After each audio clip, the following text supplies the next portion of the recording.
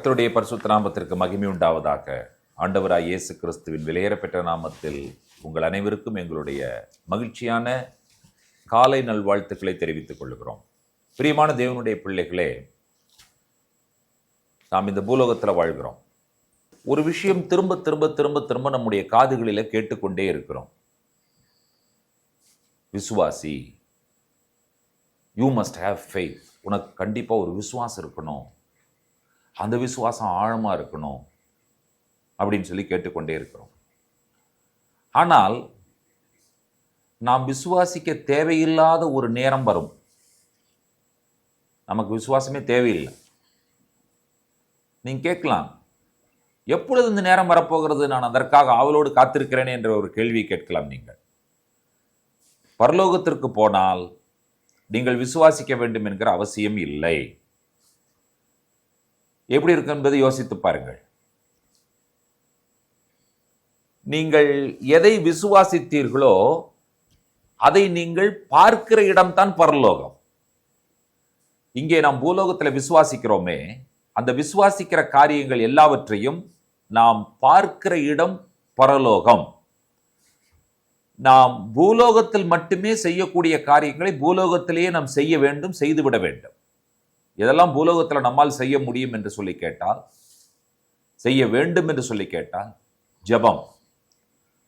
பரலோகத்தில் போனால் நீங்கள் ஜெபிக்கணுங்கிற அவசியம் கிடையாது, ஜெபம் பண்ண வேண்டும் என்கிற தேவையும் இல்லை. பரலோகத்தில் போய் நீங்கள் பைபிள் படிக்கணுமா, பைபிள் படிக்கணுங்கிற அவசியம் கிடையவே கிடையாது. அடுத்தது, நான் தேவனோடு நிற்க வேண்டுமா, தேவனுக்கு எதிராக நிற்க வேண்டுமா, தேவனை சார்ந்து வாழ வேண்டுமா, தேவனை சாராமல் வாழ வேண்டுமா என்கிறதான எந்த விதமான சாய்ஸும் உங்களுக்கு எங்க இல்லை என்று சொன்னால் பரலோகத்தில் இல்லை. ஜெபிக்கணுங்கிற அவசியம் கிடையாது. அடுத்தது, வன்மையான ஒரு போராட்ட களத்தில் நான் இருக்கிறேன் என்கிறதான அந்த தேவையும் உங்களுக்கு எங்கே இல்லை, பரலோகத்தில் இல்லை. பரலோகத்திற்கு போறீங்க, யாராவது ஒருத்தருக்கு நான் ஏதாவது உதவி செய்தால் நல்லா இருக்கும் அப்படின்னு நீங்க நினைக்கிறீங்கன்னு வைத்துக் கொள்ளுங்கள். அந்த தேவை பரலோகத்தில் கிடையாது. நீங்கள் யாருக்கும் எந்த உதவியும் செய்ய வேண்டும் என்கிற அவசியம் இல்லை. பரலோகம் என்று அடுத்த விஷயத்தை நாம் சொல்லும் பொழுது, நான் யாரையாவது நேசிக்கணும். பரலோகம் என்று சொன்னால் அந்த வெறுப்பு என்கிறதான விஷயமே இல்லை. வெறுப்பு என்ற ஒன்று இருக்கும் பொழுது மட்டும்தான் நேசம் என்ற ஒன்று வரும். இப்ப வெறுப்பே இல்லையே, அதற்கு பிறகு நேசம் எங்கே இருக்க, நேசம் என்கிற ஒரு விஷயத்திற்கான தேவை எங்கே இருக்க போகிறது? நேசம் மட்டும் தான், வேற எதுவுமே கிடையவே கிடையாது. நான் தேவனை கனப்படுத்த வேண்டும், நான் தேவனை உயர்த்த வேண்டும் என்கிற அந்த விஷயமும் கிடையாதாங்க. தேவனால் நீங்கள் தேவனை கனப்படுத்திக் கொண்டே இருக்கிறதான ஒரு காரியம் மட்டும் தான் அங்கே நடைபெறப் போகிறது. எப்படி இருக்குன்னு யோசிச்சு பாருங்க, பார்க்கலாம். ஆகினாலே நாம் பூலோகத்தில் என்னென்ன காரியத்தை செய்ய வேண்டும் என்று சொல்லி இருக்கிறோமோ அந்த காரியத்தை பூலோகத்தில் நாம் கண்டிப்பாய் செய்துவிட வேண்டும். அதற்காகத்தான் இந்த பூலோகத்தில் நாம் வாழ்ந்து கொண்டிருக்கிறோம். இந்த பூலோகம் நமக்கு பரலோகம் அல்ல, இந்த பூமி நமக்கு பரலோகம் அல்ல. பரலோகத்தில் நான் என்ன செய்ய வேண்டும் என்று சொல்லி கேட்டால், என்ன செய்ய வேண்டாம் என்கிற லிஸ்ட் தான் பெருசா இருக்கு. ஜெபிக்க வேண்டாம், வேதம் படிக்க வேண்டாம், அன்பு கூற வேண்டாம், விசுவாசிக்க வேண்டாம், போராட வேண்டாம், கனம் பண்ண வேண்டாம், உதவி செய்ய வேண்டாம், வேண்டாம் வேண்டாம் வேண்டாம் வேண்டாம், இன்னும் லிஸ்ட் போட்டு பாருங்க எவ்வளவு வேண்டாம் என்கிறதான காரியங்கள் வருகிறது. பூமியிலே நான் எதையெல்லாம் செய்ய வேண்டாம் என்று சொல்லி கேட்டால், அக்கிரமம், பாவம், பொறாமைகள், இவைகளெல்லாம் நம்முடைய வாழ்க்கையில வேண்டாம். நீங்க பரலோகத்திற்கு போனா அக்கிரமம் பண்றதுக்கு வாய்ப்பு இருக்கா? இல்லை. பொய் சொல்றதுக்கு வாய்ப்பு இருக்கா பரலோகத்துல? இல்லை. எதுவுமே கிடையாதுங்க அங்க. அதனால்தான் அதற்கு பேர் பரலோகம். இன்றைக்கு ஒரு தீர்மானம் பண்ணுங்கள். பூமியில் இருக்கும் வரை நான் செய்ய வேண்டிய காரியங்களை, பரலோகத்திற்கு போவதற்காக நான் செய்ய வேண்டிய காரியங்களை நான் செய்து விடுவேன். இதையெல்லாம் செய்ய வேண்டும் என்று சொன்னால் ஃபர்ஸ்ட் அண்ட் ஃபோர்மோஸ்ட் நமக்கு பேர் விசுவாசி ஆகியனால நாம் விசுவாசிக்க வேண்டும். எல்லாவற்றையும் இந்த உலகத்தில் நாம் நேர்த்தியாய் செய்திருக்க வேண்டும். இந்த பூலோகத்தில் நாம் வாழும் பொழுது என்ன செய்ய வேண்டும் என்று சொல்லி ஒரு 3 வசனங்களிலே பவுல் சொல்லுகிறார். அது ஒரு சிம்பிள் சாம்பிள் தான் அது ஆக்சுவலா. பட் ஆனால் இன்னும் நிறைய செய்யணும். பவுல் தெசலோனிக்கா திருச்சபைக்கு தன்னுடைய நிருபத்தை எழுதுகிறார். அதிலே முதலாவது நிருபம் 5ஆம் அதிகாரம் 16, 17, 18 இந்த வசனங்களில் அவர் சொல்ல வருகிற காரியங்களை நாம் கவனமாய் கேட்போம். எப்பொழுதும் சந்தோஷமாயிருங்கள், இடைவிடாமல் ஜெபம் பண்ணுங்கள், எல்லாவற்றிலேயும் ஸ்தோத்திரம் செய்யுங்கள். அப்படி செய்வதே கிறிஸ்து இயேசுவுக்குள் உங்களை குறித்து தேவனுடைய சித்தமாயிருக்கிறது. பரலோகத்தில் என்னவா இருக்க முடியாது என்று சொன்னால் துக்கமாய் இருக்க முடியாது.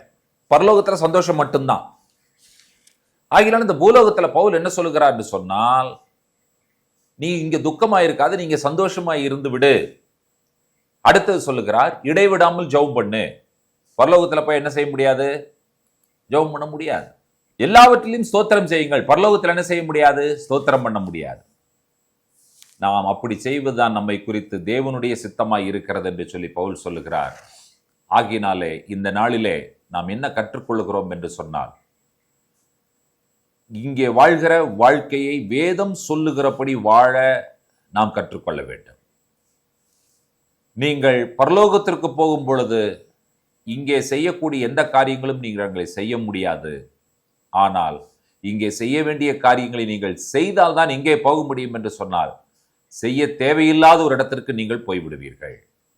அங்கே ஆசீர்வாதம், சந்தோஷம், மகிழ்ச்சி, நிறைவு எல்லாமே இருக்கும்.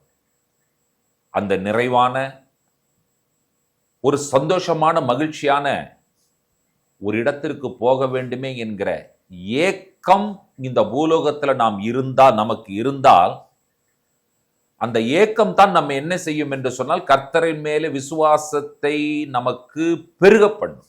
நமக்கு விசுவாசம் வைப்பதற்கு அந்த ஏக்கம் உதவி செய்யும்.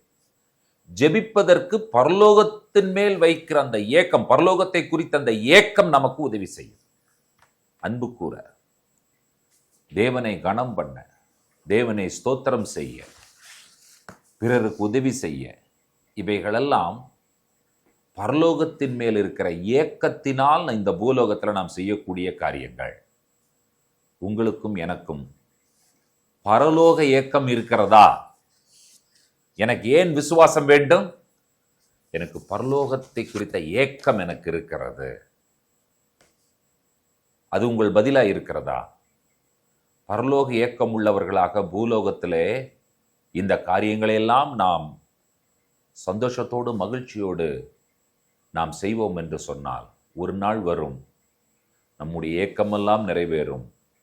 பரலோகம் என்கிறதான அந்த கனவுகளோடு வாழ்ந்து கொண்டிருக்கிற விசுவாச வாழ்க்கையினுடைய கனவுகள் ஒரு நாள் நிச்சயமாய் நிறைவேறும் என்பதில் எந்த சந்தேகமும் இல்லை. ஏறினார் என்பதினாலே அவர் பூமியின் தாழ்விடங்களில் இறங்கினார் என்பது அதிக நிச்சயம் அல்லவா? பரலோகத்திற்கு நமக்காக போயிருக்கிற தேவாதி தேவனை நாம் கொண்டாடுவோம், மகிழ்ச்சியோடு ஸ்தோத்தரிப்போம். அவரின் மேல் அசைக்க முடியாத ஆணித்தரமான விசுவாசத்தை வைத்து வளருகிறவர்களாய் இருக்க கர்த்தர் நமக்கு உதவி செய்வாராக. ஜெபிப்போம். உன்னதங்களில் வாசமாய் இருக்கிற எங்கள் அன்பின் ஆண்டவரே, இந்த ஆசீர்வதிக்கப்பட்டதான மனமகிழ்ச்சியின் நல்ல காலை பொழுதிலே பரலோக ஏக்கத்தோடு இந்த பூலோகத்தில் நாங்கள் வாழ்கிறவர்களாய், பரலோக ஏக்கம் கொண்டவர்களாய் இந்த பூலோகத்தில் உம்மை விசுவாசித்து, உம்மை ஏற்றுக்கொண்டு, உண்மையில நம்பிக்கை வைத்து, உம்மை கனம் பண்ணி, மற்றவர்களுக்கு அன்பு செய்து, உதவி செய்து, இரக்கம் பாராட்டி, ஆண்டவரே இந்த பூலோகத்தில் நாங்கள் உம்மை நினைத்து கொண்டே வாழ்கிறவர்களாய் இருக்க கர்த்தர் உதவி செய்யும்படியாக ஜெபிக்கிறோம். அந்த ஏக்கம் எங்களை எப்படியாகிலும் பரலோகத்திற்கு கொண்டு வர வேண்டும். அதற்காக நாங்கள் செய்ய வேண்டிய காரியங்களை இந்த பூலோகத்தில் செய்து நிறைவேற்ற கர்த்தர் உதவி செய்வீராக. பரலோக ஏக்கத்தை பரிசுத்த ஆவியானவர்களுக்கு தந்திருக்கிறார் என்கிற நிச்சயத்தை நாங்கள் பெற்றுக்கொள்கிறோம். எல்லாவற்றையும் உடைய திருப்பாதம் சமர்ப்பிக்கிறோம். துதி கனமை உமக்கே ஏறெடுக்கிறோம். இயேசு கிறிஸ்துவின் வல்லமுள்ள நாமத்தில் வேண்டிக் கொள்கிறோம் பிதாவே, ஆமேன். நம்முடைய கர்த்தராகிய இயேசு கிறிஸ்துவின் கிருபையும் பிதாவாகிய தேவனுடைய அன்பும் பரிசுத்த தேவாவியானவருடைய அந்யோன்ய ஐக்கியமும் சிநேகமும் நம்மளோடும் கூட கர்த்தருடைய வருகை பெரியந்தம் நீடித்து நிலைத்திருப்பதாக. ஆமேன், ஆமேன். கர்த்தர் தாமே நம்ம ஒவ்வொருவரையும் நிறைவாய் ஆசீர்வதிப்பாராக. ஷலோம்.